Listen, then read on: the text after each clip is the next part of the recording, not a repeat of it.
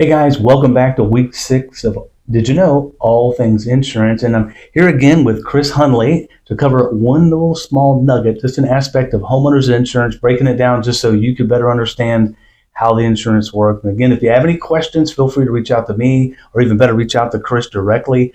His information and mine will be above and below. So keep that in mind as he explains things. And if you have any questions, feel free to reach out. All right, Chris, welcome back. Thanks for being here again.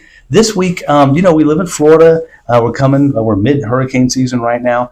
Natural disasters come to mind. How do natural disasters get handled by homeowners insurance, or what is it we need to know about that? Great question. So two major things I want to speak about here.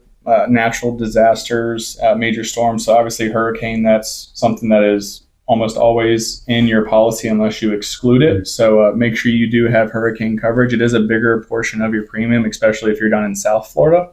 But that is a part of a typical homeowners or dwelling policy.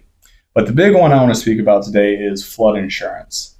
So three main flood zones I want to speak on. That's X, A, and AE.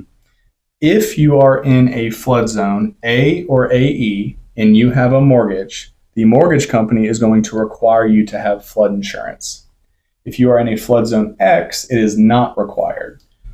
With that said, almost all homeowners insurance policies, I'd say 8 out of 10, do not have the ability to add flood insurance into it.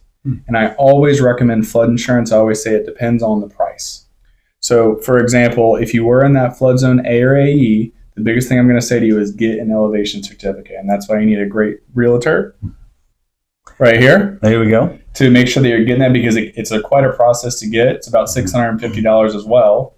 But that can save you so much money on flood insurance. So that just says, hey, this is sea level. This is where actually the house is. And it really helps you get some savings. So if you are in a flood zone A or AE, looking to get an elevation certificate. If you're in flood zone X, again, work the quote. The typical numbers that we use for flood insurance are $250,000 for dwelling and $100,000 for personal property. If you're in that flood zone A or AE, that's what the mortgage company is going to require you to have. If you're in that flood zone X and you just want that warm and fuzzy that, hey, I do have some insurance, you can lower the coverage, because if you think about it, what is flood? And the insurance company defines it as rising water that intrudes into the home. So in the event that actually happened and you're in St. Augustine, Florida, what is actually going to be affected? Your floor, your baseboards, your drywall, maybe some cabinets. How much damage is going to be done in terms of money?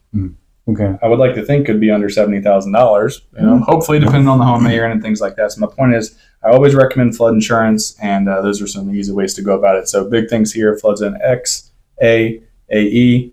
A and AE, you're required to have flood insurance. X, you are not, but I always recommend it.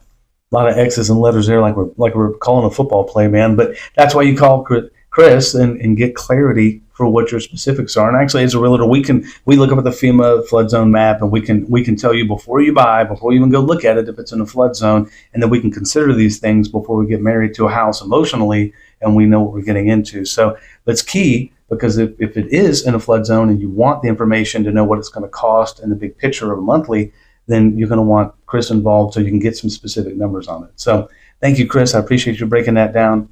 And now you know.